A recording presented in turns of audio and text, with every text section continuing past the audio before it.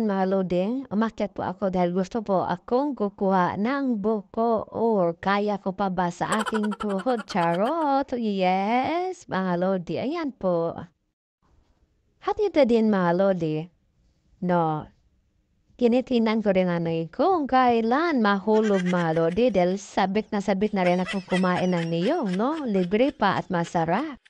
Di ba mga lodi, kapag sa probinsya, libre lahat, no? Maliban na sa sangkap at siyempre bibili ka. At ito na mga lodi talagang tuwang-tuwa pa ako tumatalon dahil nakikita na po natin ang probinsya paligid ng mga palayan mga lodi dahil mahilig kami talaga magapas ng palay mga lodi. Ay po, tumatakbo po ako dyan, no? Talagang namimiss ko talaga ang palayan at tayo mga content creator talaga mga lodi. Gagawin lahat para lang meron po tayong content mga lodi. Ayan po, oy, for the good na, yes, ayan.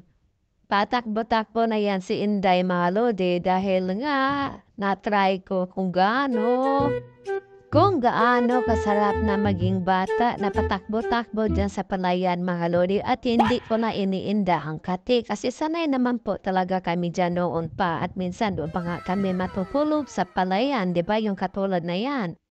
Yung tinawag sa amin ay uhot, no? Yung pinagtresira ng tracer po, mga lodi. So, ito na po, mga lodi, no? Maraming salamat po sa iyong panonood po sa aking munting video. Luzon, Visayas at Mindanao, sana po pasaya po namin kayo sa aming probinsya. Ayan po, tuwang-tuwa si Inday dahil nga po ay bihira lang ito na mga video, mga lodi. Salamat!